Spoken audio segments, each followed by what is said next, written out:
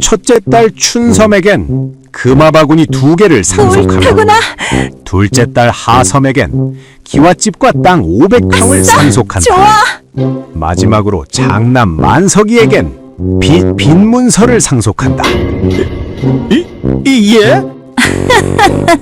그깟 종이 쪼가리로 돈이나 받으러 다니면 되겠구나. 전기수야담을 찾아주셔서 감사합니다. 구독과 좋아요는 사랑입니다. 이야기 한 판 시작해보겠습니다. 한양 남산골에는 최대감이라는 거상이 살고 있었습니다.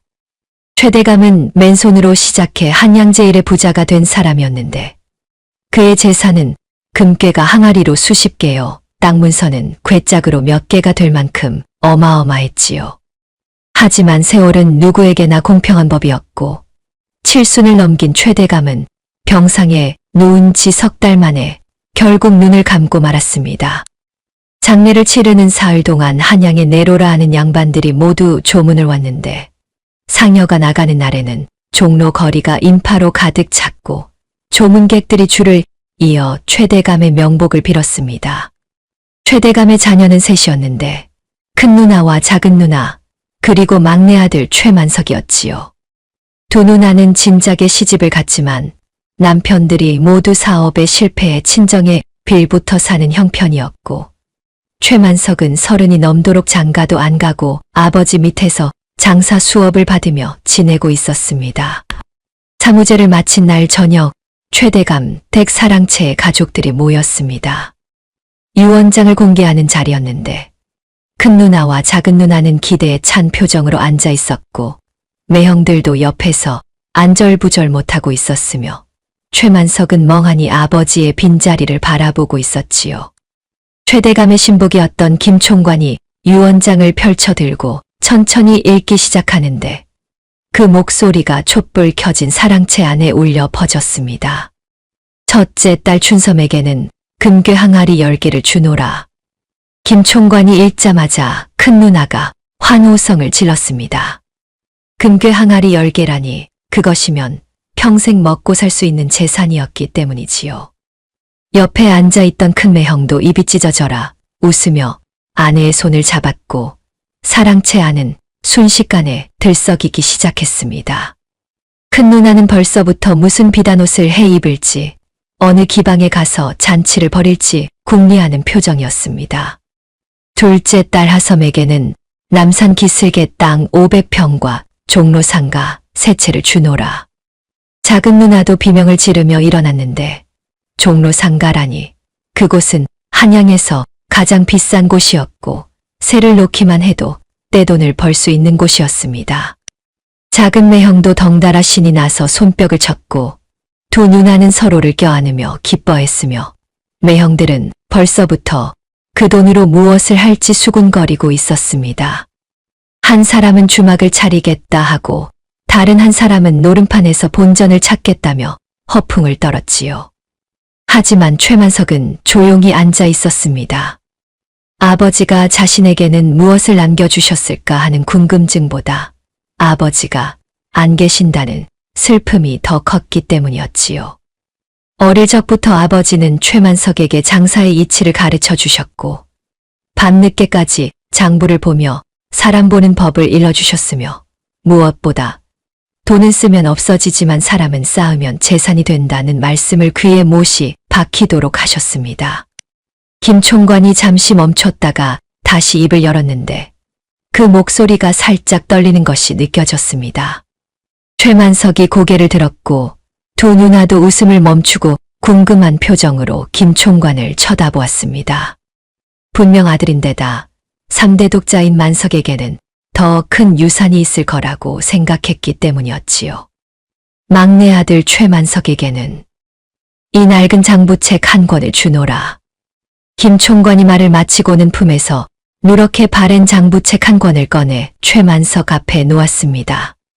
최만석은 멍하니 그 장부를 바라보았고 두 누나는 잠시 조용하다가 폭소를 터뜨렸는데 그 웃음소리가 사랑채를 가득 채웠습니다.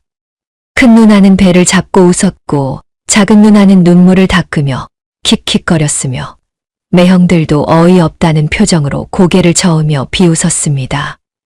최만석은 말없이 장부를 집어들고 펼쳐보았습니다. 장부 안에는 빼곡하게 이름과 숫자가 적혀 있었는데 대장장이 무쇠 500냥, 칠쟁이 외파리 300냥, 요리사 최상공 200냥이라 적혀 있었습니다. 모두 최대감에게 돈을 빌린 채무자들의 명단이었는데 최만석은 그 이름들을 하나하나 살펴보다가 고개를 갸우뚱했습니다. 이 사람들 이름은 들어본 적이 없었고 금액도 제각각이었기 때문이지요. 큰매형이 비웃으며 빚쟁이들한테 돈을 받아오면 되는 거 아니냐고 말했고 최만석은 장부 뒷장을 넘겨보았습니다. 거기에는 작은 글씨로 메모가 적혀 있었는데 파산, 도주, 행방불명, 사망이라는 글자들이 눈에 들어왔습니다. 최만석의 얼굴이 굳어지는 것도 당연했습니다. 빚쟁이들이 모두 돈을 갚을 능력이 없거나 이미 사라진 사람들이었던 것입니다. 하하하, 아버님이 노망이 나셨나 보구나. 악성 채권 떨거지를 유산으로 주시다니. 작은 누나가 손뼉을 치며 웃었습니다. 큰 누나도 동생을 가엾다는 듯 바라보며 혀를 찾고 최만석은 장부를 꼭 쥐고 아무 말도 하지 못했는데 김 총관이 조심스럽게 다가와 작은 봉투 하나를 더 건넸습니다. 대감께서 도련님께 따로 전하라 하셨다는 것이었지요. 최만석은 봉투를 받아 뜯어보았는데 안에는 아버지의 친필 편지가 들어있었고 떨리는 손으로 펼치자 아버지의 글씨가 눈에 들어왔습니다. 먹물이 번진 자국도 있고 구겨진 흔적도 있는 것을 보니 아버지가 오래전부터 준비해 두신 편지가 분명했습니다. 만석아, 이 아비가 너에게 줄 수 있는 것은 이것뿐이구나. 하지만 명심하여라. 이 장부에 적힌 빚을 10원 한 장 남기지 않고 다 받아낸다면 너는 조선 제1의 거상이 될 것이다. 돈으로 사람을 부리는 것은 하수요. 사람에게 투자하여 마음을 얻는 것이 고수다. 이 뜻을 깨닫기를 바란다. 편지를 다 읽은 최만석은 한참 동안 말이 없었습니다. 두 누나는 여전히 킥킥거리며 웃고 있었고 매형들은 이미 자기들이 받은 유산을 어떻게 쓸지 의논하고 있었는데 최만석은 천천히 일어나 장부와 편지를 품에 넣더니 사랑채를 나서려 했습니다. 큰 누나가 어디 가느냐고 물었고 최만석은 뒤돌아보며 씩 웃었습니다. 빚 받으러 가야지. 노망난 영감탱이가 똥을 줬으니 그 똥이라도 팔아야 하지 않겠소. 최만석이 말하고는 사랑채를 나섰는데 곧장 자기 방으로 가서 보찜을 싸기 시작했습니다. 옷 몇 벌과 집신 한 켤레, 그리고 아버지가 준 장부를 챙겨 넣는데 그 손놀림이 거침없더랍니다. 김 총관이 방 앞에 서서 걱정스러운 표정으로 바라보았고 최만석은 보찜을 어깨에 메고 말했습니다. 총관, 내가 돌아올 때까지 집 잘 지켜주시오. 김 총관은 말렸습니다. 저 장부에 적힌 사람들은 모두 돈을 갚을 능력이 없는 자들이니 헛수고만 하실 것이라고. 차라리 집에서 다른 장사를 궁리하시는 게 낫지 않겠느냐고 애원했지만 최만석은 고개를 저으며 대답했습니다. 아버님이 괜히 이걸 주셨겠소. 분명 뜻이 있을 거요. 최만석이 대문을 나서는데 뒤에서 두 누나의 웃음소리가 들려왔지만 뒤돌아보지 않고 걸음을 재촉했습니다. 석양이 뉘엿뉘엿지고 있었고 최만석은 장부를 꺼내 첫 번째 이름을 확인했습니다. 대장장이 무쇠 빚 500냥, 한양 서쪽 철물골에 거주한다고 적혀 있었지요. 최만석은 서쪽으로 향하기 시작했는데 가진 것이라고는 낡은 장부 한 권뿐이었지만 그의 눈에는 묘한 확신이 서려 있었습니다. 아버지가 평생 하신 말씀이 떠올랐기 때문이지요. 돈은 쓰면 없어지지만 사람은 쌓으면 재산이 된다. 그 말의 진짜 뜻을 이제야 알 것 같았습니다. 한양의 저녁 거리는 분주했고 장사꾼들의 호객 소리가 여기저기서 들려왔는데 최만석은 그 소리들을 들으며 생각했습니다. 저 장부에 적힌 사람들이 정말 쓸모없는 빚쟁이들일까? 아니면 아버지가 일부러 숨겨둔 보물들일까 하고 말입니다. 아버지는 평생 사람을 보는 눈이 정확했고 한 번도 헛짚은 적이 없었습니다. 밤이 깊어가자 최만석은 철물골 입구에 다다랐고 어둠 속에서 대장간 불빛이 희미하게 보였습니다. 최만석은 그 불빛을 향해 걸어가며 속으로 다짐했는데 반드시 이 빚을 받아내겠다고, 그리고 아버지의 진짜 유산이 무엇인지 알아내겠다고 말이지요. 최만석의 발걸음이 빨라졌고 보찜이 어깨에서 흔들렸으며 저 멀리 대장간에서 망치질 소리가 들려오기 시작했습니다. 한 남자의 기나긴 여정이 시작된 것입니다. 철물골은 대장간이 모여있는 곳이었습니다. 낮이면 망치질 소리가 골목을 가득 채우고 밤이면 풀무질 불빛이 여기저기서 새어나오는 곳이었는데 최만석이 도착했을 때는 이미 밤이 깊어 대부분의 대장간이 문을 닫은 상태였지요. 최만석은 장부에 적힌 주소를 따라 골목 안쪽으로 들어갔고 구석진 곳에 쓰러져 가는 대장간 하나를 발견했습니다. 대장간이라고 하기도 민망한 모습이었습니다. 지붕에는 기와가 반쯤 빠져 있었고 벽은 금이 가 있었으며 마당에는 녹슨 연장들이 아무렇게나 굴러다니고 있었는데 풀무는 거미줄이 쳐져 있었고 모루는 먼지로 뒤덮여 있었습니다. 최만석은 문을 두드렸지만 안에서는 코 고는 소리만 들려왔고 술 냄새가 문틈으로 새어나왔으며 최만석은 문을 밀고 들어갔습니다. 안은 더 처참했습니다. 바닥에는 술병이 여기저기 굴러다니고 있었고 한쪽 구석에는 누군가 웅크리고 누워 있었는데 최만석이 가까이 다가가자 술 냄새가 더욱 독하게 풍겨왔습니다. 머리는 헝클어져 있었고 수염은 덥수룩했으며 옷은 때가 잔뜩 묻어 색깔을 알 수 없을 지경이었지요. 최만석이 어깨를 흔들자 무쇠가 눈을 떴는데 충혈된 눈이었고 초점도 제대로 맞지 않았습니다. 누구냐? 술 가져왔으면 놔두고 가고 아니면 꺼져. 무쇠가 중얼거리며 손을 휘저었습니다.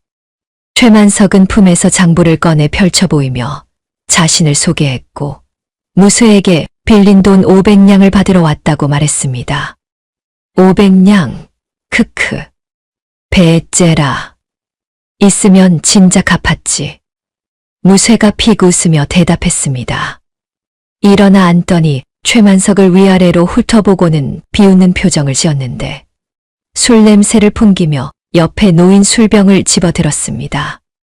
하지만 술병은 이미 텅 비어 있었고 무쇠는 술병을 내던지며 짜증을 냈습니다. 돈이 없으면 일을 하시오. 영감이 대장장이라며? 최만석이 말했습니다. 무쇠의 얼굴이 일그러졌고 벌떡 일어나더니 구석에 놓인 낫을 집어들었는데 녹슬고 낡은 낫이었지만 무쇠의 손에 쥐어지자 흉기처럼 보였습니다. 일을 하라고 내가 누군 줄 알고 함부로 짓거리느냐. 꺼져. 안 그러면 이걸로 배를 가르겠다. 무쇠가 소리치며 낫을 휘둘렀습니다. 최만석은 황급히 옆으로 피했고 낫은 허공을 가르며 날아가 대장간 기둥에 푹 박혔는데 쾅 하는 소리와 함께 기둥이 흔들렸습니다. 최만석은 심장이 철렁했지만 곧 기둥에 박힌 낫을 자세히 보았고 눈이 커졌습니다. 낫의 겉면은 녹슬어 있었지만 기둥에 박힌 날 부분을 보니 서슬이 퍼렇게 살아있었던 것입니다. 달빛을 받아 반짝이는 날은 마치 방금 벼른 것처럼 날카로웠고 기둥 깊숙이 박혀 있는 것을 보니 힘도 대단했으며 최만석은 낫을 빼내려 했지만 꿈쩍도 하지 않았습니다. 날 부분만이 아니라 낫의 곡선도 예사롭지 않았는데 농부들이 쓰기 편하도록 각도가 정교하게 계산되어 있었고 손잡이도 나무결을 따라 깎아 손에 딱 맞게 만들어져 있었습니다. 이 낫을 만든 게 누구요? 최만석이 물었습니다. 내가 만들었다. 10년도 더 된 물건이지. 무쇠가 비웃으며 대답하고는 다시 바닥에 주저앉았습니다. 최만석은 다시 낫을 살펴보았는데 10년이 넘었다는데도 날이 이렇게 살아있다는 것이 놀라웠습니다. 보통 낫은 몇 년만 지나도 무뎌지고 녹슬어 못 쓰게 되는데 이 낫은 마치 어제 만든 것처럼 날카로웠던 것이지요. 최만석은 장부를 다시 펼쳐보았습니다. 무쇠라는 이름 옆에 작은 글씨로 메모가 적혀 있었는데 전 궁중야장 술독에 빠져 궁에서 쫓겨남 왕실의궤 제작 참여라고 적혀 있었습니다. 최만석은 무쇠를 다시 보았고 이제야 이해가 되기 시작했습니다. 궁중야장이라면 조선 최고의 대장장이를 말하는 것이었고 그런 사람이 술 때문에 망해서 이 지경이 된 것이었지요. 최만석은 무쇠 앞에 무릎을 꿇고 앉았습니다. 무쇠는 멍하니 최만석을 바라보았고 최만석은 천천히 입을 열었습니다. 영감, 나는 돈을 받으러 온 게 아니오. 영감의 솜씨를 얻으러 왔소. 궁중 야장이었다는 걸 압니다.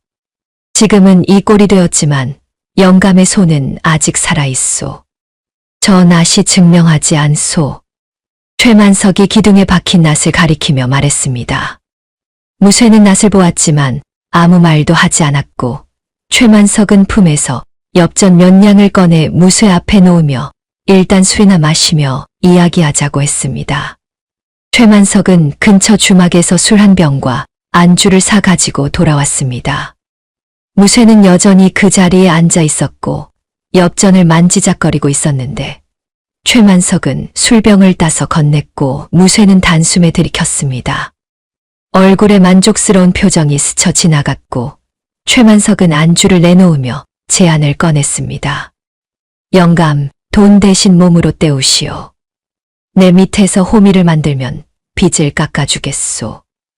영감의 솜씨면 조선 최고의 호미를 만들 수 있을 것이오. 녹슬지 않고 오래가는 호미를 말이오. 농부들이 줄을 서서 살만한 호미를 만들면 시간이 지나면 저절로 빚이 갚아지지 않겠소. 최만석의 말에 무쇠가 비웃었습니다. 하지만 그 웃음에는 예전과 달리 조금의 흔들림이 있었고 최만석은 그것을 놓치지 않았습니다. 영감은 지금 이 대장간에서 썩어가고 있소. 술만 마시다 죽을 판이지. 하지만 영감의 솜씨는 아직 살아있소. 그 솜씨를 다시 한번 세상에 보여주지 않겠소. 궁에서 쫓겨났다고 인생이 끝난 게 아니오. 다시 시작할 수 있소. 최만석이 진지한 표정으로 말했습니다. 무쇠는 한참 동안 말이 없었고 술을 한 모금 더 마셨으며 기둥에 박힌 낫을 보았습니다. 자신이 10년 전에 만든 낫이었고 그때는 자신이 조선 최고의 야장이었으며 궁에서 왕실의 일기를 만들고 양반들이 자신의 물건을 얻으려고 줄을 섰던 시절이었지요. 하지만 술에 빠지면서 모든 것을 잃었습니다. 중요한 날술을 마셔 실수를 했고 그 일로 궁에서 쫓겨났으며 제자들도 떠났고 이제는 이렇게 폐가 같은 대장간에서 술이나 마시며 하루하루를 보내고 있었습니다. 무쇠는 자신의 손을 내려다보았는데 손은 떨리고 있었고 굳은 살은 거의 사라진 상태였으며 망치를 제대로 잡을 수 있을지도 의문이었습니다. 늙었소. 이제 망치질도 제대로 못하오. 무쇠가 중얼거렸습니다. 아직 안 늙었소. 영감의 눈은 아직 살아있소. 솜씨는 손이 아니라 눈에서 나오는 것 아니오? 최만석이 말했습니다. 무쇠가 최만석을 쳐다보았는데 술에 취한 눈이었지만 그 속에는 무언가 번뜩이는 것이 있었고 최만석은 그것을 보며 확신했습니다. 술값은 내가 대주겠소. 밥값도 대주겠소. 그러니 영감은 그저 망치나 들면 돼요. 최만석의 말에 무쇠는 한참을 고민하더니 술병을 비우고는 벌떡 일어났습니다. 비틀거리며 기둥으로 다가가 박힌 낫을 잡아당겼는데 한 번에 빠져나왔고 무쇠는 낫을 들고 달빛에 비춰보았습니다. 날은 여전히 살아있었고 10년이 지났지만 자신의 솜씨는 변하지 않았다는 증거였습니다. 갈 곳도 없으니 술값이나 벌어보지. 무쇠가 투덜거렸습니다. 하지만 그 말투에는 예전의 거부감이 사라져 있었고 최만석은 미소를 지으며 일어나 내일 아침 일찍 떠나자고 말했습니다. 최만석은 근처 주막에서 하룻밤을 묵었습니다. 다음 날 아침 일찍 대장간으로 갔는데 무쇠는 이미 밖에서 기다리고 있었습니다. 술은 깬 것 같았고 얼굴도 어제보다 나아 보였으며 등에는 낡은 보따리를 메고 있었는데 그 보따리 안에는 자신의 망치와 정이 들어 있었지요. 무쇠는 짧게 고개를 끄덕였고 두 사람은 한양을 향해 걷기 시작했습니다. 최만석은 장부를 꺼내 다음 이름을 확인했는데 칠쟁이 외파리가 경기도 광주 어느 산 속에 산다고 적혀 있었습니다. 아직 갈 길이 멀었지만 최만석의 발걸음은 가벼웠습니다. 첫 번째 보물을 찾았으니까요. 최만석과 무쇠는 나란히 길을 걸었습니다. 한양을 떠나 경기도 광주로 향하는 길이었는데 무쇠는 오랜만에 걷는 것인지 숨을 헐떡거렸지만 불평하지 않았고 최만석은 장부를 들여다보며 다음 사람에 대해 생각하고 있었습니다. 칠쟁이 외파리, 빚 300냥, 전 궁중 칠장, 왼팔 잃고 은둔이라고 적혀 있었지요. 사흘을 걸어 광주 근처 산골에 도착했습니다. 마을 사람들에게 외파리, 칠쟁이에 대해 물었더니 모두 고개를 저으며 그런 사람은 모른다고 했는데 한 노인이 산 중턱에 이상한 사람이 혼자 산다는 말을 해주었습니다. 최만석과 무쇠는 그 산을 올라갔고 한참을 올라가니 초라한 오두막 하나가 나타났습니다. 오두막 주변에는 나무 조각들이 널려 있었고 오칠 냄새가 희미하게 풍겨왔는데 최만석이 문을 두드리자 안에서 거친 목소리가 들려왔습니다. 누구냐, 돌아가라. 목소리의 주인은 문을 열지 않았습니다. 최만석은 자신을 소개하며 최대감의 아들이라고 빚을 받으러 왔다고 말했는데 문이 벌컥 열리더니 한 사내가 나타났습니다. 머리는 산발이었고 수염은 길게 늘어져 있었으며 왼쪽 팔소매가 텅 비어 있어 바람에 펄럭이고 있었습니다. 빚, 팔도 없는 놈한테 무슨 빚을 받으려고. 외파리가 비웃으며 말했습니다. 최만석은 외파리를 위아래로 살펴보았는데 비록 행색은 초라했지만 오른손 손가락이 유난히 길고 가늘었으며 옷에 묻은 오칠 흔적들이 눈에 들어왔습니다.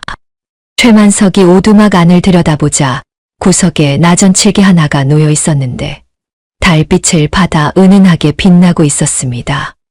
저것을 만든 게 영감이요? 최만석이 물었습니다. 외파리는 대답 대신 문을 닫으려 했지만 최만석이 재빨리 발을 들여놓아 문이 닫히지 않았습니다. 나는 돈을 받으러 온 게 아니오. 영감의 솜씨가 필요해서 왔소. 최만석의 말에 외파리가 웃었는데 그것은 자주 섞인 웃음이었습니다. 솜씨, 팔 하나로 무슨 솜씨를 부린단 말이오. 돌아가시오. 외파리가 말했지만 최만석은 물러서지 않았습니다. 오두막 안으로 들어가 나전칠기를 집어들고 자세히 살펴보았는데 자개가 정교하게 박혀 있었고 오칠은 거울처럼 매끄러웠으며 손으로 만진 느낌이 비단처럼 부드러웠습니다. 최만석은 감탄하며 외파리를 돌아보았습니다. 이런 물건을 팔 하나로 만들었다니 두 팔이 있었으면 얼마나 대단했겠소. 하지만 지금도 충분히 대단하오. 최만석의 말에 외파리의 표정이 흔들렸습니다. 세상 사람들은 외파리를 보며 불쌍하다 하거나 쓸모없다고 했지만 이렇게 칭찬하는 사람은 처음이었기 때문이지요. 외파리는 한참 최만석을 바라보다가 한숨을 내쉬며 자리에 앉았고 최만석도 옆에 앉아 이야기를 나누기 시작했습니다. 외파리는 원래 궁중 칠장이었다고 했습니다. 왕실에 가구며 기물에 오칠을 하고 자개를 박는 일을 했는데 사고로 왼팔을 잃고는 궁에서 쫓겨났으며 사람들의 멸시를 피해 이곳으로 숨어들어 혼자 살고 있다고 했습니다. 최만석은 외파리에게도 무쇠와 같은 제안을 했는데 돈 대신 몸으로 일하며 빚을 갚자고 자신의 상단에서 칠기를 만들면 된다고 말했습니다. 팔 하나로 무슨 칠기를 만든단 말이오. 외파리가 고개를 저었지만 최만석은 웃으며 대답했습니다. 두 팔로 만든 칠기보다 한 팔로 만든 칠기가 더 값지지 않겠소.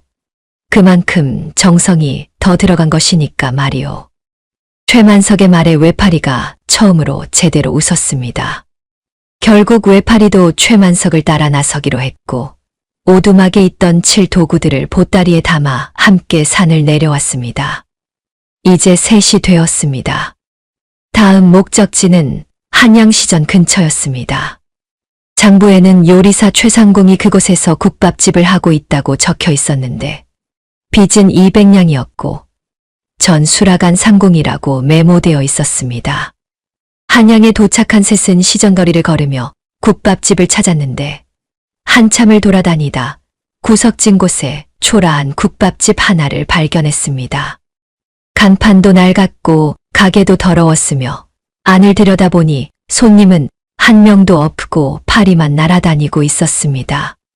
할멈 하나가 부엌에서 나와 손님들이냐고 물었는데 머리는 희끗희끗했고 얼굴은 주름투성이었으며 앞치마는 기름때로 범벅이었지요. 최만석은 고개를 끄덕이며 셋이 자리에 앉았고 할멈은 투덜거리며 국밥을 끓이기 시작했습니다. 잠시 후 국밥이 나왔는데 최만석이 한 숟가락 떠먹고는 얼굴을 찌푸렸습니다. 맛이 없었기 때문이지요.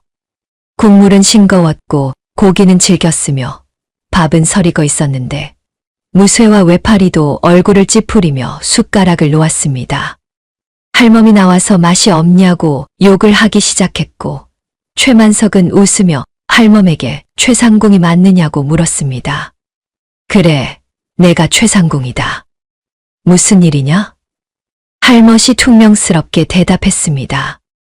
최만석은 장부를 꺼내 보이며 자신을 소개했고 빚을 받으러 왔다고 말했는데 할멈은 코웃음을 치며 돈이 어디 있느냐고 이 꼴을 보면 알지 않느냐고 했습니다.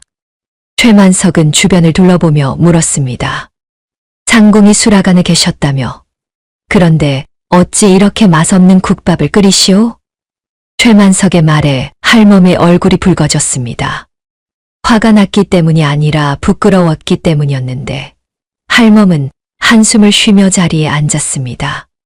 궁에서 누명을 쓰고 쫓겨난 뒤로 아무것도 하기 싫었고 그저 하루하루 대충 살아가고 있을 뿐이라고 손님이 없어도 상관없고 맛이 없어도 상관없다고 말했습니다. 하지만 상공의 진짜 솜씨는 아직 남아있지 않소. 최만석이 말했습니다. 할멈은 고개를 저었지만 최만석은 부엌으로 들어가 장맛을 보았는데 항아리 하나에서 구수한 냄새가 풍겨왔습니다. 뚜껑을 열어보니 된장이 들어있었고 그 색깔과 냄새가 예사롭지 않았습니다. 최만석은 손가락으로 조금 찍어 맛을 보았는데 입안 가득 깊은 맛이 퍼졌고 이것이야말로 진짜 장맛이라는 것을 알 수 있었지요. 최만석은 할멈에게 이 장을 누가 담갔느냐고 물었고 할멈은 자신이 담갔다고 습관적으로 담근 것뿐이라고 대답했습니다. 최만석은 웃으며 할멈에게도 같은 제안을 했는데 자신의 상단에서 장을 담그고 음식을 만들면 된다고 그 솜씨로 사람들을 먹이면 빚은 저절로 갚아질 것이라고 말했습니다. 늙은이가 뭘 하겠소. 할멈이 중얼거렸지만 최만석은 고개를 저었습니다. 아직 안 늙었소. 상궁의 손맛은 아직 살아있소. 이 장이 증명하지 않소. 최만석의 말에 할멈이 항아리를 들여다보았습니다. 자신도 모르게 정성껏 담근 장이었고 궁에서 배운 비법대로 만든 것이었으며 그 맛만큼은 여전히 살아있었습니다. 할멈은 한참을 고민하다가 고개를 끄덕였고 최만석은 기뻐하며 일어났습니다. 이제 4시 되었습니다. 최만석은 무쇠 외파리 최상공을 데리고 최대감 댁으로 향했는데 넷 모두 행색이 초라했고 거짓대처럼 보였지만 최만석의 얼굴에는 자신감이 넘쳤습니다. 대문을 열고 들어서자 큰 누나와 작은 누나가 마당에 나와 있었는데 넷을 보더니 폭소를 터뜨렸습니다. 아이고 거짓대를 몰고 왔구나. 저게 무슨 유산이냐. 큰 누나가 배를 잡고 웃었습니다. 작은 누나도 눈물을 닦으며 비웃었고 매형들도 고개를 절레절레 흔들었는데 최만석은 웃으며 대답했습니다. 이분들이 바로 아버님이 남기신 진짜 유산이요. 조만간 알게 될 것이요. 최만석이 말하고는 넷을 데리고 행랑채로 향했습니다. 김 총관이 달려와 방을 준비해 주었고 최만석은 넷에게 푹 쉬라고 말한 뒤 혼자 사랑채로 갔습니다. 아버지가 앉아 계시던 자리에 앉아 장부를 펼쳐보았는데 이제 세 사람의 이름에 줄이 그어져 있었습니다. 아직 갈 길이 멀었지만 최만석의 눈에는 확신이 가득했습니다. 아버지가 남긴 보물들을 하나씩 모으고 있었으니까요. 다음 날 아침 최만석은 세 사람을 사랑채로 불러 모았습니다. 무쇠는 술을 끊은 지 며칠이 되어 얼굴에 생기가 돌기 시작했고 외파리는 오랜만에 사람들과 어울려서인지 표정이 밝아졌으며 최상궁은 행랑채 부엌을 들여다보며 무언가 궁리하는 듯 했습니다. 최만석은 세 사람 앞에 장부를 펼쳐놓고 천천히 말하기 시작했습니다. 여러분의 빚은 모두 합쳐 1000냥이 넘소. 하지만 나는 이 빚을 받으려는 게 아니오. 이것을 출자금으로 삼아 함께 상단을 차리고자 하오. 최만석의 말에 세 사람이 눈을 동그랗게 떴습니다. 빚을 출자금이라니 그런 말을 들어본 적이 없었기 때문이지요. 무쇠가 어리둥절한 표정으로 물었습니다. 무슨 소리요? 빚을 갚으라더니 이제는 출자금이라니. 무쇠가 의아해하며 물었고 최만석은 자신 있게 고개를 끄덕이며 설명했습니다. 그렇소. 여러분이 빌린 돈은 우리 아버님이 여러분에게 투자한 것이요. 그 투자금으로 이제 함께 장사를 해보자는 것이요. 최만석이 설명했지만 최상궁이 고개를 갸우뚱하며 물었는데 그런 빚은 어떻게 되느냐는 것이었습니다. 최만석은 웃으며 대답했습니다. 장사가 잘 되면 빚은 저절로 갚아지는 것이요. 그리고 남는 이익은 모두 나눠 가지면 되지 않겠소. 최만석의 말에 세 사람은 서로를 바라보았습니다. 빚쟁이에서 동업자가 된다는 것이 믿기지 않았지만 최만석의 눈빛이 진지했고 거짓말하는 것 같지 않았습니다. 외파리가 조심스럽게 물었습니다. 우리가 무엇을 만들면 되겠소? 외파리가 궁금해하며 물었고 최만석은 이미 계획을 세워둔 듯 또박또박 설명했습니다. 무쇠 영감은 호미를 만드시오. 외파리 영감은 그 호미에 오치를 입히시오. 그리고 최상궁께서는 장과 젓갈을 담그시오. 각자 최고의 솜씨로 최고의 물건을 만드는 것이오. 최만석의 설명을 들은 세 사람은 한참을 생각하더니 고개를 끄덕였습니다. 무쇠가 먼저씩 웃으며 입을 열었습니다. 좋소. 해보지 뭐. 어차피 갈 데도 없으니. 무쇠의 말에 외파리와 최상궁도 동의했고 최만석은 기뻐하며 일어나 김 총관을 불렀습니다. 김 총관에게 행랑채 옆인 창고를 작업장으로 꾸미라고 지시했고 필요한 재료들을 사 오라고 했으며 김 총관은 고개를 끄덕이며 황급히 나갔습니다. 며칠 후 작업장이 완성되었습니다.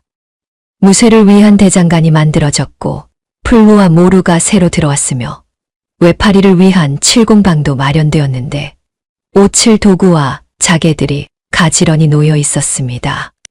최상궁을 위해서는 큰 항아리들과 장 담글 재료들이 준비되었고 세 사람은 각자 자리에 앉아 오랜만에 자신의 도구들을 만지작거렸습니다.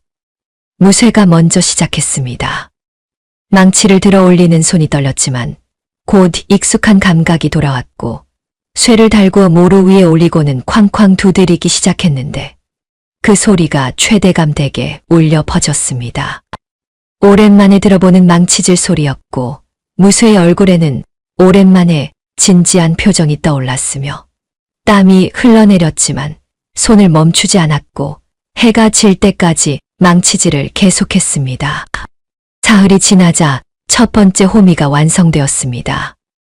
날은 서슬퍼렇게 날카로웠고 손잡이는 손에 딱 맞게 깎아져 있었으며 무게도 적당해서 오래 들고 있어도 팔이 아프지 않았습니다. 무쇠는 호미를 들고 최만석에게 가져갔고 최만석은 호미를 살펴보며 감탄했습니다. 역시 명인의 솜씨는 다르구려. 최만석이 진심으로 칭찬하자 무쇠의 얼굴에 미소가 번졌습니다. 오랜만에 자신의 솜씨를 인정받는 것 같았고 가슴이 뿌듯했지요. 최만석은 호미를 외파리에게 넘기며 이제 오칠을 할 차례라고 말했습니다. 외파리는 호미를 받아 들고 칠공방으로 갔습니다.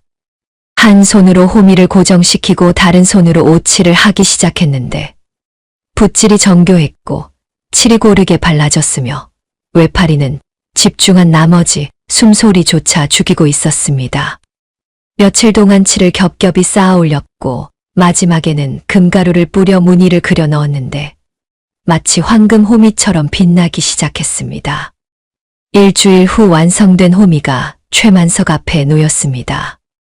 햇빛을 받아 반짝이는 호미는 그저 농기구가 아니라 예술품처럼 보였고 날은 날카롭고 오칠은 매끄러웠으며 금빛 무늬가 고급스러움을 더해 주었습니다. 최만석은 호미를 들고 마당으로 나가 땅을 한번 찍어보았는데 쑥 하고 땅속으로 들어갔고 힘을 주지 않아도 부드럽게 움직였습니다. 이거야말로 명품이요. 양반집 마님들이 좋아할 물건이요. 최만석이 흥분하며 외쳤습니다. 무쇠와 외파리는 서로를 바라보며 웃었는데 오랜만에 자신들의 솜씨가 빛을 발하는 것 같아 기뻤습니다. 최만석은 김 총관에게 이 호미를 종로 시전에 내놓으라고 지시했고 값은 비싸게 받으라고 했으며 김 총관은 호미를 들고 시전으로 향했습니다. 한편 최상궁은 부엌에서 장을 담그고 있었습니다. 궁에서 배운 비법대로 메주를 쓰고 소금물을 맞추었는데 손맛이 중요하다며 모든 과정을 손수했고 항아리마다 정성을 들여 장을 담갔습니다. 그리고 전어를 손질해 젓갈을 담그기 시작했는데 이건 역시 궁중 비법이 들어간 것이었습니다. 전어를 소금에 절이고 가진 양념을 넣어 삭혔는데 그 냄새가 집 안 가득 퍼져 사람들의 침을 꿀꺽 삼키게 만들었습니다. 보름 후 젓갈이 완성되었습니다. 최상궁이 젓갈 항아리를 열자 구수하면서도 짭조름한 냄새가 퍼졌고 밥에 올려 한 숟가락 떠먹어 보니 입안 가득 감칠맛이 돌았습니다. 최만석은 감탄하며 이건 역시 시전에 내놓으라고 했고 김 총관은 젓갈 항아리를 들고 다시 시전으로 향했습니다. 시전에 물건이 나온 첫날은 반응이 시큰둥했습니다. 호미 값이 너무 비쌌고 젓갈도 다른 것보다 2배는 비쌌기 때문이었지요.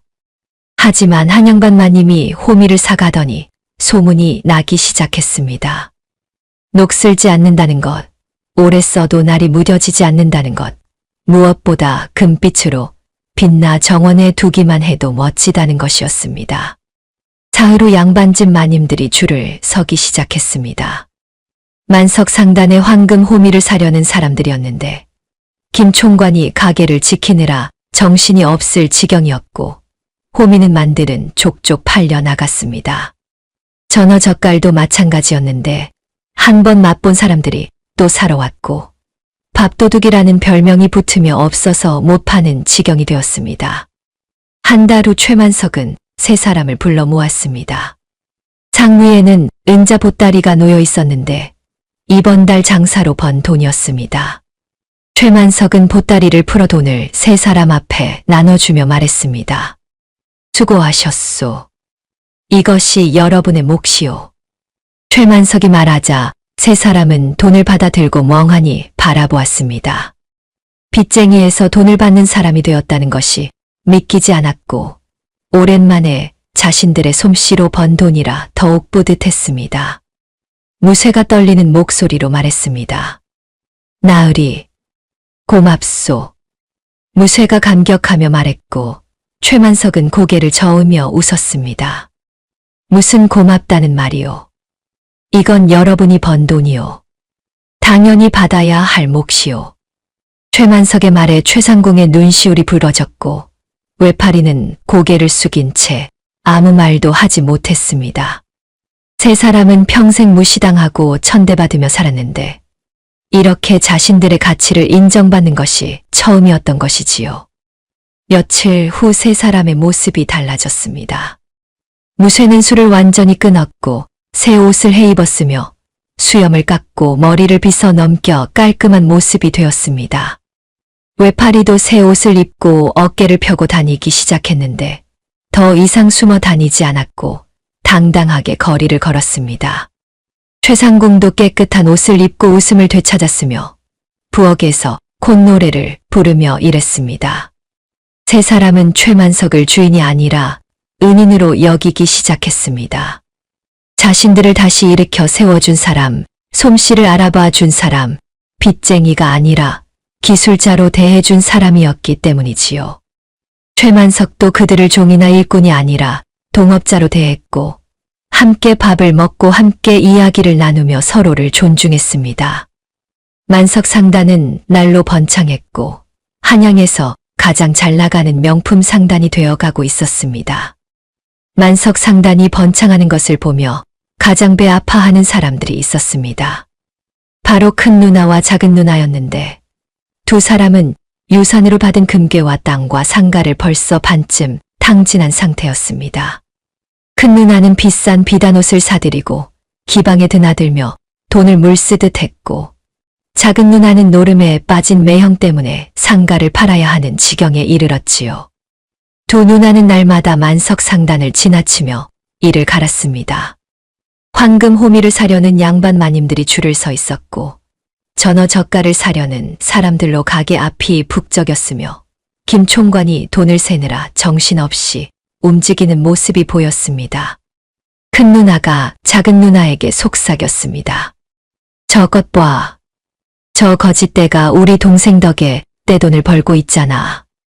원래 저것들은 우리 아버지께 빚진 놈들이니 우리 것이나 마찬가지야.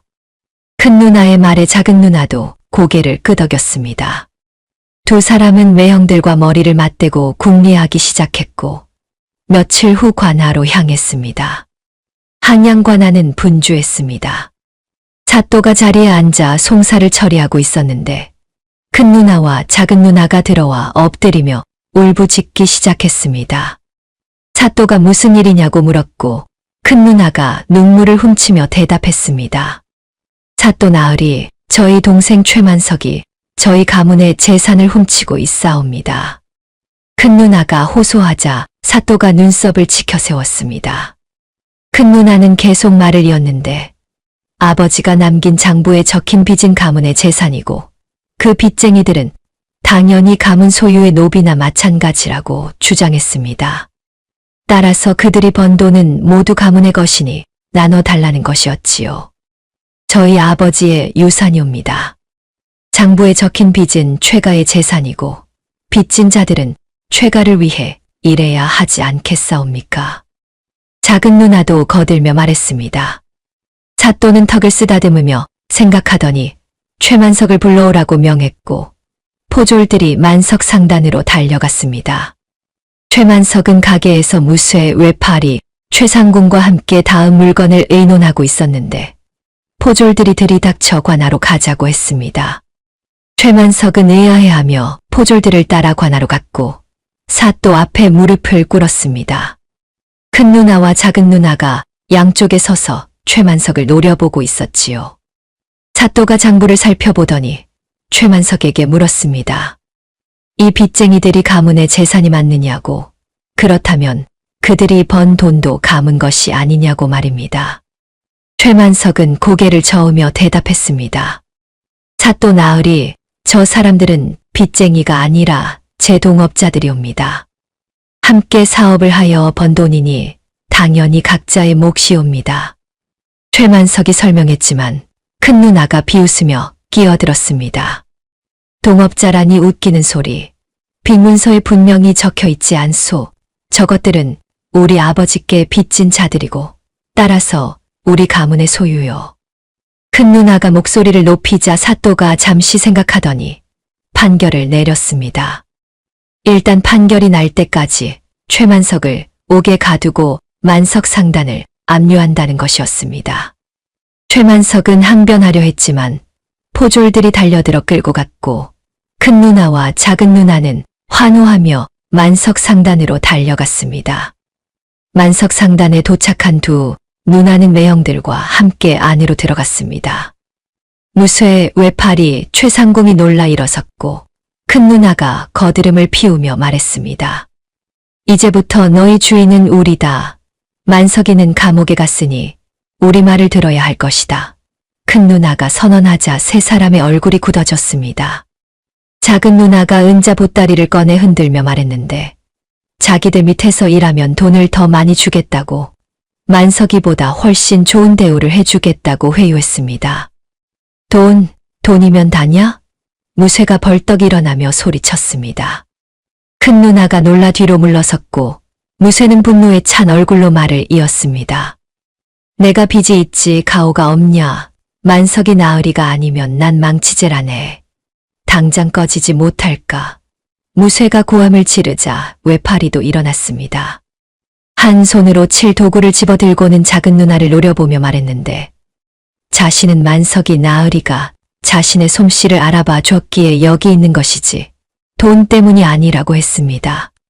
최상궁도 부엌에서 나와 두 누나를 향해 욕을 퍼부었는데 은혜도 모르는 것들이라고 동생이 감옥에 갔는데 재산이나 빼앗으려 하느냐고 소리쳤습니다. 너희들이 감히 큰 누나가 떨리는 목소리로 말했지만 세 사람은 물러서지 않았습니다. 무쇠가 앞으로 나서며 말했는데 주인을 무는 개는 없다고 자신들의 주인은 최만석, 나으리뿐이라고 선언했습니다. 외파리와 최상궁도 고개를 끄덕이며 동의했고 큰 매형이 포조를 부르겠다고 위협했지만 세 사람은 꿈쩍도 하지 않았습니다. 결국 두 누나는 매형들과 함께 도망치듯 만석 상단을 빠져나갔습니다. 무쇠, 외파리, 최상궁은 서로를 바라보았고 무쇠가 먼저 입을 열었습니다. 우리 나으리를 구해야 하지 않겠소. 무쇠의 말에 외파리와 최상궁이 고개를 끄덕였습니다. 세 사람은 가게 문을 닫고 관하로 향했는데 최만석이 갇혀있는 옥사를 찾아갔습니다. 옥 앞에는 포졸이 지키고 있었고 세 사람은 그 앞에 주저앉아 고함을 치기 시작했습니다. 만석이 나으리는 무죄요. 나으리를 풀어주시오. 무쇠가 소리쳤습니다. 포졸이 가라고 손을 저었지만 세 사람은 움직이지 않았고 외파리가 계속 외쳤습니다. 나으리가 우리를 살렸소. 나으리 없이는 우리도 없소. 최상궁도 눈물을 흘리며 애원했습니다. 포졸이 강제로 끌어내려 했지만 세 사람은 옥 앞 기둥을 붙잡고 놓지 않았고 결국 포졸이 상관에게 보고하러 갔습니다. 세 사람은 밤새 옥 앞을 지켰는데 추운 날씨였지만 떠나지 않았고 서로를 의지하며 버텼습니다. 옥 안에서 최만석은 그 소리를 들었습니다. 세 사람이 자신을 위해 옥 앞에서 농성하고 있다는 것을 알았고 가슴이 뜨거워졌습니다. 최만석은 작은 창문으로 밖을 내다보았는데 달빛 아래 세 사람이 옹기종기 모여 앉아있는 모습이 보였습니다. 아버지, 이것이 아버지가 말씀하신 것이었습니까? 돈이 아니라 사람이 재산이라는 것이. 최만석은 눈시울이 뜨거워졌습니다. 아버지가 남긴 장부의 진짜 의미를 이제야 완전히 깨닫는 것 같았습니다. 빚이 아니라 사람을 모으라는 것이었고 돈으로 부리는 것이 아니라 마음으로 얻으라는 것이었으며 그렇게 얻은 사람들이야말로 세상 무엇과도 바꿀 수 없는 진짜 재산이라는 것을 말입니다. 새벽이 밝아왔습니다. 세 사람은 여전히 옥 앞을 지키고 있었고 지나가는 사람들이 수군거리며 구경했습니다. 소문이 퍼지기 시작했는데 최만석이라는 젊은 상인이 빚쟁이들을 동업자로 대했고 그 은혜에 감복한 기술자들이 옥 앞에서 농성을 벌이고 있다는 것이었습니다. 사또의 귀에도 이 소문이 들어갔습니다. 사또는 옥 앞으로 나가 세 사람을 보았고 그들의 충성심에 감탄했습니다. 무쇠가 사또를 보자 엎드려 절하며 애원했습니다. 사또 나으리, 저희 나으리는 아무 죄가 없사옵니다. 저희를 대신 가두시옵소서. 무쇠가 간절히 말하자 외파리와 최상궁도 함께 절했습니다. 사또는 세 사람을 보며 생각에 잠겼습니다. 이런 충성심은 돈으로 살 수 없는 것이었고 최만석이 그들을 어떻게 대했는지 짐작할 수 있었습니다. 사또는 다시 재판을 열기로 했습니다. 이 사건에는 뭔가 더 깊은 사정이 있을 것 같았기 때문이지요. 옥에 갇힌 밤, 최만석은 잠을 이루지 못했습니다. 차가운 돌바닥에 앉아 장부를 펼쳐보았는데 달빛이 창살 사이로 비쳐들어와 희미하게 글자를 비춰주었습니다. 무쇠, 외파리, 최상궁의 이름을 하나하나 짚어보며 최만석은 생각에 잠겼습니다. 이 사람들을 지킬 방법이 없을까? 누나들의 주장을 막을 방법이 없을까? 하고 말이지요. 최만석은 장부를 이리저리 뒤적이다가 비표지가 이상하게 두툼한 것을 느꼈습니다. 자세히 살펴보니 표지 안쪽에 무언가 숨겨져 있는 것 같았고 조심스럽게 표지를 벗겨내자 접혀진 종이 한 장이 나왔습니다. 최만석은 떨리는 손으로 종이를 펼쳤는데 아버지의 친필로 쓰인 문서였습니다.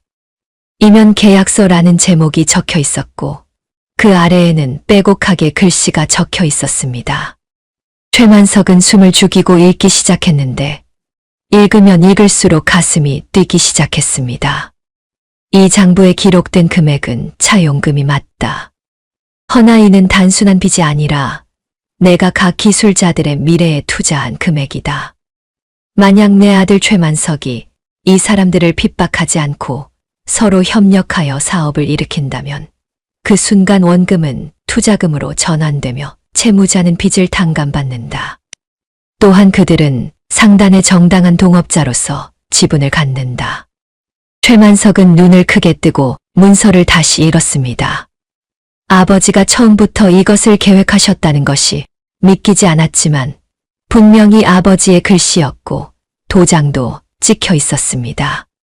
최만석은 문서를 가슴에 품고 눈을 감았는데 아버지의 목소리가 들리는 것 같았습니다. 만석아, 돈으로 사람을 부리는 것은 하수다. 사람에게 투자하여 마음을 얻는 것이 고수다. 다음 날 아침 재판이 다시 열렸습니다. 사또가 자리에 앉았고 큰 누나와 작은 누나가 양쪽에 섰으며 최만석은 옥에서 끌려 나와 사또 앞에 무릎을 꿇었습니다. 무쇠, 외파리, 최상궁도 뒤에 서 있었는데 밤새 옥 앞을 지킨 탓에 얼굴이 피곤해 보였지만 눈빛만큼은 또렷했습니다. 사또가 입을 열었습니다. 빈 문서가 분명히 존재하고 빚진 자들이 최가의 재산을 이용해 돈을 벌었으니 그 수익을 나눠야 하는 것이 법이라고, 따라서 최만석은 수익금의 절반을 누나들에게 지급하라고 판결하려 했습니다. 잠깐 최만석이 소리쳤습니다. 사또가 눈을 치켜 세우며 최만석을 보았고 최만석은 품에서 이면 계약서를 꺼내 들었습니다. 사또 나으리, 이 문서를 보시옵소서. 이것은 우리 아버님이 남기신 진짜 유언이옵니다. 최만석이 문서를 올리자 사또가 받아들고 읽기 시작했습니다. 큰 누나와 작은 누나는 무슨 문서냐고 수군거렸고 사또의 표정이 점점 변하기 시작했습니다. 사또는 문서를 다 읽고 나서 최만석을 보았고 최만석은 자신 있게 말하기 시작했습니다. 우리 아버님은 이 장부를 단순한 빚 문서로 남기지 않으셨습니다. 이것은 시험이었고 투자였습니다. 제가 이 사람들을 억압하지 않고 함께 사업을 일으키면 빚은 투자금으로 바뀌고 그들은 제 동업자가 되는 것이옵니다. 최만석의 설명을 들은 큰 누나가 황급히 끼어들었습니다. 말도 안 되는 소리. 그런 문서가 어디 숨어 있었는지 누가 알겠소? 조작한 것 아니오? 큰 누나가 따졌고 최만석은 침착하게 대답했습니다. 장부 뒷표지 안쪽에 숨겨져 있었습니다. 아버님의 친필과 도장이 분명하니 관해서 확인해 보시면 알 것입니다. 최만석의 말에 사또가 문서를 자세히 살펴보았고 최대감의 도장이 확실히 찍혀 있었으며 필체도 다른 문서들과 일치했습니다. 사또가 고개를 끄덕이며 인정했는데 이것은 진짜 최대감이 쓴 문서가 맞다고 했습니다. 그렇다면 사또가 최만석을 보며 물었습니다. 그대는 이 조건을 충족시켰는가? 이들과 협력하여 사업을 일으켰는가? 사또의 질문에 최만석이 고개를 끄덕였습니다. 그렇습니다. 저는 이분들을 억압하지 않고 각자의 솜씨를 존중했으며 함께 만석 상단을 일으켜 한 달에 수백 냥의 수익을 올렸습니다. 그 수익은 공평하게 나눴고 이분들은 빚을 갚기는커녕 오히려 돈을 받아가셨습니다. 최만석이 설명하자 무쇠가 앞으로 나섰습니다. 사또 나으리, 제 말씀을 들어주시옵소서. 나리께서는 저를 술주정뱅이, 빚쟁이가 아니라 기술자로 대해 주셨습니다. 빚을 갚으라 다그치지 않고 제 솜씨를 믿어주셨고 번 돈을 공평하게 나눠주셨습니다. 저는 이제 빚쟁이가 아니라 나리의 동업자입니다. 무쇠가 힘주어 말하자 외파리도 나섰습니다. 저도 마찬가지입니다. 나리께서는 제 팔이 하나라고 무시하지 않으셨습니다. 오히려 제 솜씨를 알아봐 주셨고 당당한 기술자로 대해 주셨습니다. 저는 나리와 함께 일하는 것이 자랑스럽습니다. 외파리의 말에 최상궁도 목소리를 높였습니다. 저 역시 그렇습니다. 나리께서는 늙은 저를 쓸모없다 하지 않으시고 제 손맛을 믿어주셨습니다. 빚 때문이 아니라 은혜 때문에 일하고 있습니다. 세 사람이 차례로 증언하자 구경꾼들이 웅성거리기 시작했습니다. 사또도 감동한 표정으로 세 사람을 바라보았고 최만석을 다시 보며 물었습니다. 그렇다면 이 계약서의 조건은 이미 충족되었구나. 이제 이들은 빚쟁이가 아니라 동업자인 것이로다. 사또의 말에 최만석이 고개를 끄덕였습니다. 큰 누나와 작은 누나가 황급히 항변하려 했지만 사또가 손을 들어 막았습니다. 들었느냐? 이 문서에 따르면 사업이 성공한 순간 빚은 투자금으로 전환되었다. 즉, 이들은 더 이상 채무자가 아니며 최만석의 정당한 동업자들이다. 빚이 없는데 무슨 소유권을 주장하느냐? 사또가 판결을 내렸고 큰 누나가 비명을 지르며 항변했습니다. 안 됩니다. 그럼 우리는 아무것도 받을 수 없지 않습니까? 큰 누나가 울부짖었지만 사또는 냉정하게 대답했습니다. 그대들은 이미 금괴와 땅과 상가를 받았지 않느냐? 탐욕을 부려 동생의 재산까지 빼앗으려 하다니 부끄러운 줄 알아야 할 것이다. 사또의 말에 구경꾼들이 고개를 끄덕이며 수군거렸습니다. 큰 누나와 작은 누나는 얼굴이 새하얗게 질린 채 주저앉았고 매형들도 황급히 도망치듯 관아를 빠져나갔습니다. 최만석, 무죄, 사또가 판결을 내렸습니다. 최만석은 일어나 깊이 절했고 무쇠, 외파리, 최상궁이 달려와 최만석을 껴안았습니다. 세 사람의 눈에는 눈물이 글썽였는데 자신들이 단순한 빚쟁이가 아니라 최대감이 아들을 위해 남겨둔 파트너였다는 것을 알고 감격했기 때문이지요. 나리. 무쇠가 떨린 목소리로 불렀고 최만석은 세 사람의 어깨를 감싸며 웃었습니다. 이제 우리는 진짜 동업자요. 함께 조선 제1의 상단을 만들어 봅시다. 최만석의 말에 세 사람이 고개를 끄덕였습니다. 넷은 관아를 나서며 환한 햇살을 받았는데 앞으로 펼쳐질 미래가 희망차게 느껴졌습니다. 관아에서 풀려난 넷은 만석 상단으로 향했습니다. 승소의 기쁨도 잠시 최만석은 가게 앞에 서서 한숨을 내쉬었는데 며칠 사이 상단이 엉망이 되어 있었기 때문이지요. 문은 삐걱거리며 반쯤 열려 있었고 간판은 기울어져 있었으며 안을 들여다보니 더 참혹한 광경이 펼쳐졌습니다. 큰 누나와 작은 누나가 운영하는 동안 상단은 완전히 망가져 있었습니다. 진열대에는 싸구려, 호미들이 놓여 있었는데 무쇠가 만든 것과는 비교도 안 되는 조잡한 물건들이었고 칠도 엉성하게 발라져 있었으며 벌써 녹이 슬기 시작한 것도 있었습니다. 구석에는 상한 젓갈 항아리들이 방치되어 있었는데 악취가 진동했고 파리들이 윌밍거리며 날아다니고 있었습니다. 최만석은 김 총관을 불러 무슨 일이 있었느냐고 물었고 김 총관은 한숨을 쉬며 설명하기 시작했습니다. 누나들이 상단을 차지한 후 값싼 물건들을 들여와 만석 상단 이름으로 팔았다는 것이었습니다. 처음에는 손님들이 속아서 샀지만 곧 짝퉁인 것이 들통났고 분노한 양반 마님들이 몰려와 항의했으며 소문이 퍼지면서 아무도 찾지 않게 되었다고 했습니다. 신용이 바닥났습니다. 만석 상단이라는 이름만 들어도 사람들이 고개를 젓습니다. 김 총관이 걱정스러운 얼굴로 말했습니다. 최만석은 가게 안을 둘러보았는데 거미줄이 쳐져 있었고 먼지가 쌓여 있었으며 손님은커녕 지나가는 사람도 없는 지경이었습니다. 무쇠 외파리 최상궁도 참담한 표정으로 가게를 바라보았고 외파리가 조심스럽게 물었습니다. 나으리, 이제 어찌하면 좋겠습니까? 외파리가 걱정스럽게 물었고 최만석은 잠시 생각하더니 고개를 들었습니다. 그의 눈에는 오히려 불꽃이 타오르고 있었고 입가에는 미소가 번졌으며 세 사람을 돌아보며 말했습니다. 우리에겐 기술이 있소. 다시 보여주면 되지 않겠소. 최만석이 자신있게 말하자 세 사람의 표정이 밝아졌습니다. 그렇습니다.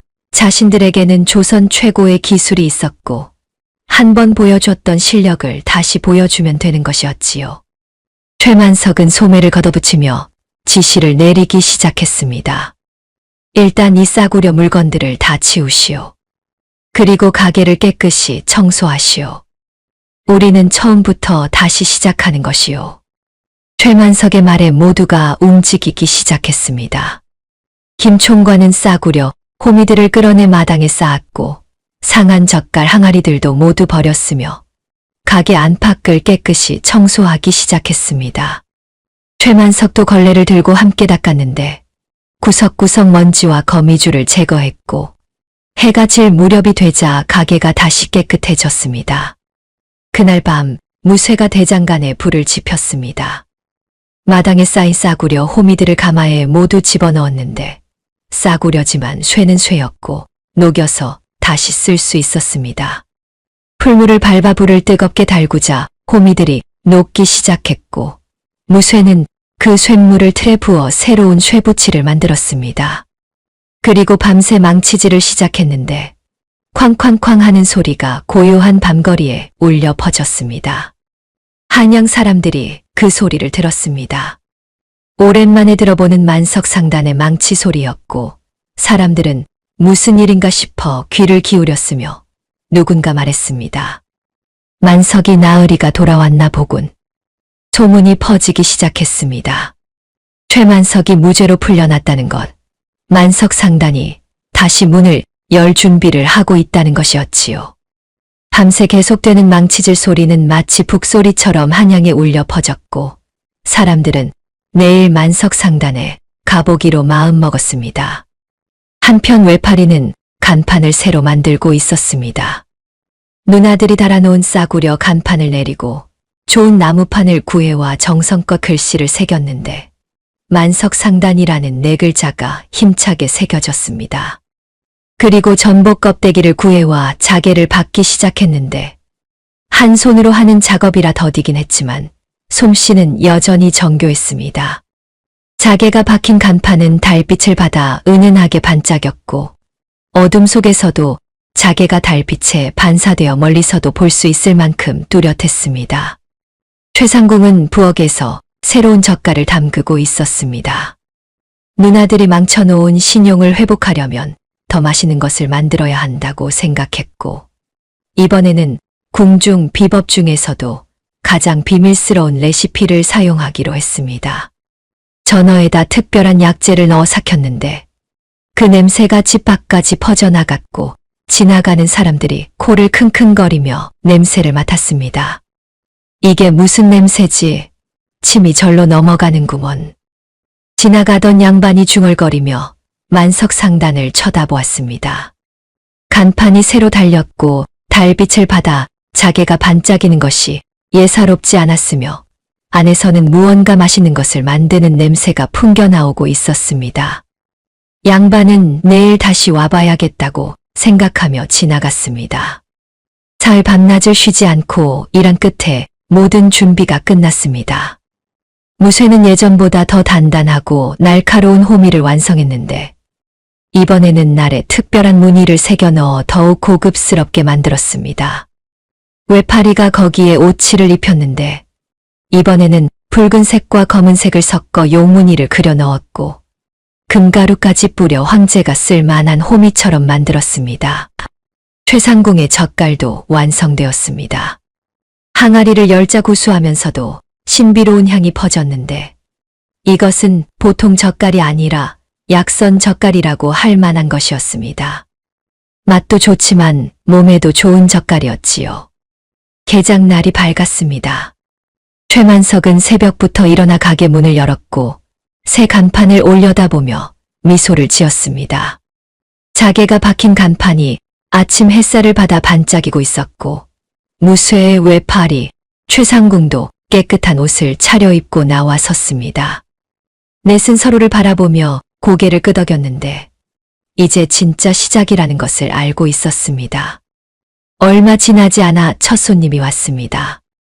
며칠 전 망치질 소리를 들었던 양반이었는데 호기심에 들러본 것이었습니다.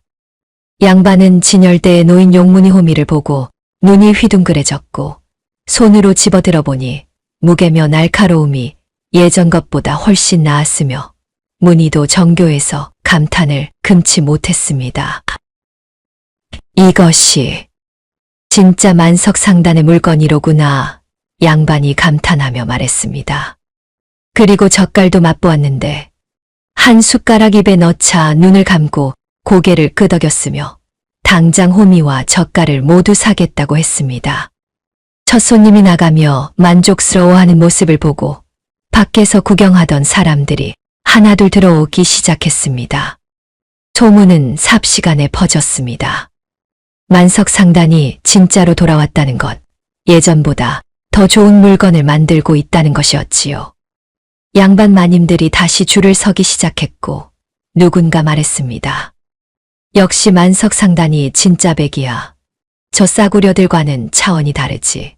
손님들의 칭찬에 최만석은 웃으며 응대했고 무쇠는 망치질을 멈추지 않았으며 외파리는 붓을 놓지 않았고 최상궁은 부엌에서 쉬지 않고 일했습니다. 넷은 마치 한 몸처럼 움직였는데 오랜 시간 함께 일하며 쌓인 호흡이 있었기 때문이지요. 한 달 후 만석상단은 예전의 영광을 완전히 되찾았습니다. 아니, 예전보다 더 번창했다고 해야 옳았습니다. 한양에서 가장 잘 나가는 명품 상단이 되었고 다른 가게들이 만석상단을 따라하려 했지만 기술이 없어 흉내도 내지 못했으며 손님들은 오직 만석상단만을 찾았습니다. 어느 날 저녁 넷이 모여 술상을 차렸습니다. 힘든 시기를 이겨낸 것을 축하하는 자리였는데 무쇠가 사발을 들어 말했습니다. 나으리, 우리가 함께라 가능했습니다. 무쇠의 말에 외파리와 최상궁도 고개를 끄덕였고 최만석은 웃으며 대답했습니다. 아니요. 여러분의 기술이 있었기에 가능했소. 이것은 여러분의 승리요. 최만석의 말에 넷은 막걸리 한 사발씩 들이켰습니다. 밖에서는 여전히 손님들이 줄을 서 있었고 새 간판이 저녁 노을을 받아 자개가 붉게 물들고 있었으며 만석상단의 미래는 찬란하게 펼쳐지고 있었습니다. 만석상단이 다시 번창하는 동안 큰 누나와 작은 누나는 몰락의 길을 걷고 있었습니다. 소송에서 패배한 것도 모자라 짝퉁을 팔아 속인 양반 마님들이 배상을 요구했고 관아에서는 거액의 배상금을 지급하라는 판결을 내렸습니다. 두 누나는 남은 금괴와 땅과 상가를 팔아 배상금을 갚아야 했는데 그나마도 부족해서 빚을 지게 되었습니다. 큰 매형은 노름빚에 쫓겨 도망쳤고 작은 매형은 술에 빠져 집에도 들어오지 않았으며 두 누나는 하루아침에 알거지 신세가 되었습니다. 살던 집도 빼앗기고 먹을 것도 없어진 두 사람은 거리를 헤매다가 결국 만석 상단 앞에 서게 되었습니다. 가게 안에서는 손님들이 북적이고 있었고 최만석이 웃으며 손님들을 맞이하고 있었으며 무쇠, 외파리, 최상궁이 분주하게 움직이고 있었습니다. 두 누나는 한참을 망설이다가 가게 문을 열고 들어갔습니다. 최만석이 누나들을 보고 놀란 표정을 지었는데 누나들의 행색이 말이 아니었기 때문이지요. 옷은 헤어져 있었고 얼굴은 수척했으며 신발도 제대로 신지 못해 발이 드러나 있었습니다. 큰 누나가 고개를 숙이며 떨리는 목소리로 말했습니다. 만석아, 우리 좀 도와줘. 큰 누나가 애원하듯 말했고 작은 누나도 눈물을 흘리며 빌었습니다.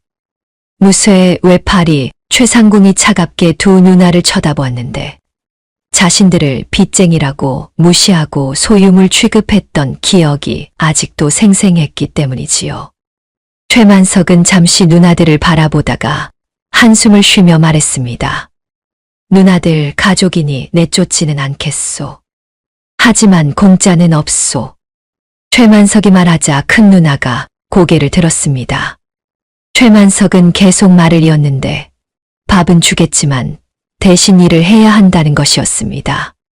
바닥 청소, 설거지, 빨래 같은 허드렛 일을 하면 밥을 먹을 수 있다고 했지요.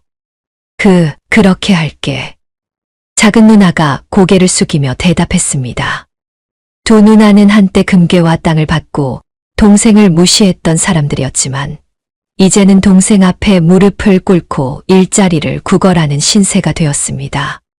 최만석은 김 총관에게 누나들에게 일을 시키라고 했고 김 총관은 두 누나를 부엌으로 데려갔습니다. 그날부터 두 누나는 만석 상단에서 일하기 시작했습니다. 아침 일찍 일어나 가게 바닥을 닦았고 설거지를 하고 빨래를 했으며 손님들이 쏟은 음식을 치우고 쓰레기를 버렸습니다. 한때 비단 옷을 입고 기방에 드나들던 사람들이 이제는 걸레를 들고 무릎을 꿇고 있었는데 무쇠, 외팔이, 최상궁이 지나갈 때마다 두 누나는 고개를 숙이고 비켜섰습니다. 미안합니다. 지나가십시오. 큰 누나가 조심스럽게 말했습니다. 무쇠는 처음에는 냉랭하게 지나쳤지만 시간이 지나면서 조금씩 표정이 풀리기 시작했습니다. 외파리도 마찬가지였는데 두 누나가 진심으로 뉘우치는 모습을 보였기 때문이지요. 최상궁은 부엌에서 두 누나에게 설거지를 가르쳐 주었고 가끔은 남은 음식을 조금 더 주기도 했습니다. 몇 달이 지났습니다. 두 누나는 성실하게 일했고 예전의 교만함은 완전히 사라졌으며 이제는 다른 일꾼들과도 스스럼 없이 지내고 있었습니다. 최만석은 그런 누나들을 보며 조금씩 마음이 풀렸고 어느 날 두 누나를 불러 말했습니다. 누나들, 이제 충분히 일했소. 원한다면 여기서 계속 일하며 지내도 되고 나가서 새 삶을 살아도 돼요. 최만석이 말하자 큰 누나가 고개를 저었습니다. 여기 있을게. 우리가 얼마나 어리석었는지 이제야 깨달았어. 금괴보다 소중한 것이 뭔지 배웠어.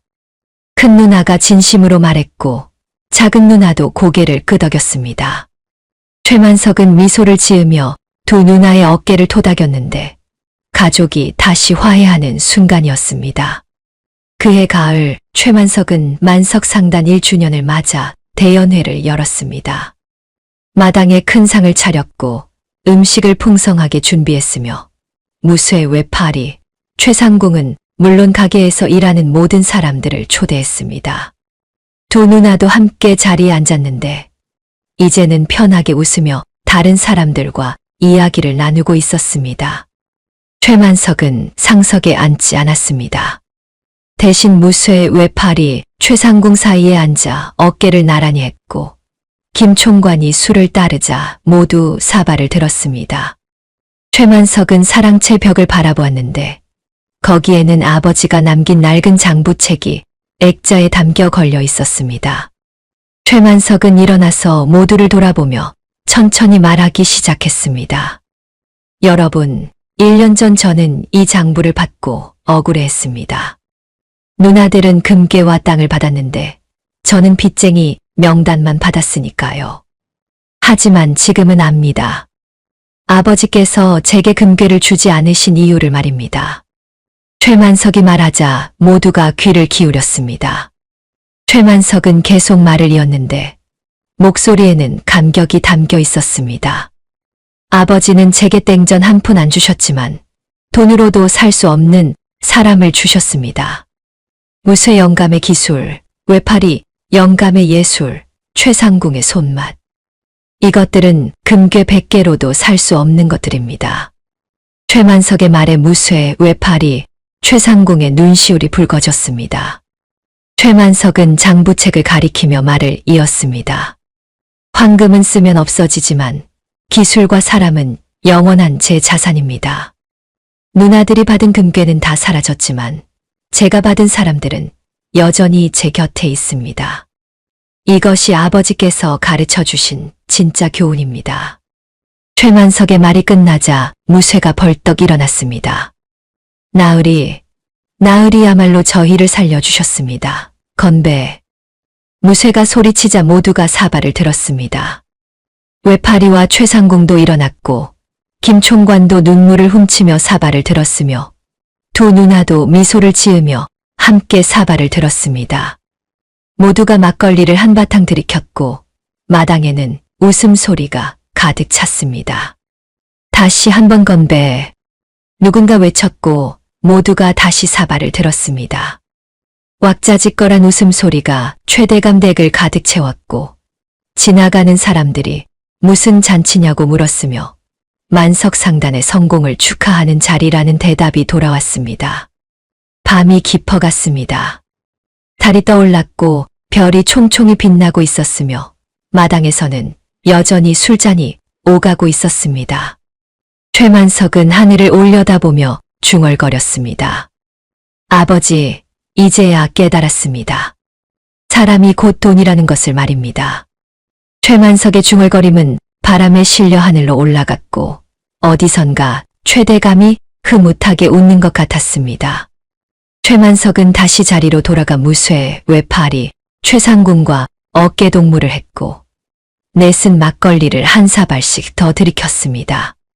한양 어느 구석 만석상단에서는 오늘도 웃음소리가 끊이지 않았고 망치질 소리와 붓질 소리가 들려왔으며 구수한 장 냄새가 거리로 퍼져나가고 있었습니다. 돈이 아니라 사람을 모은 한 남자의 이야기는 이렇게 한양의 전설로 남게 되었습니다.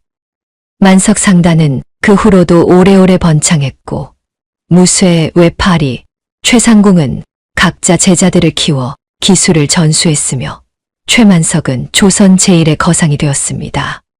하지만 최만석은 끝까지 상석에 앉지 않았고 항상 기술자들과 함께 밥을 먹고 술을 마셨으며 사람을 돈보다 귀하게 여겼습니다. 그것이 아버지가 남긴 진짜 유산이었으니까요.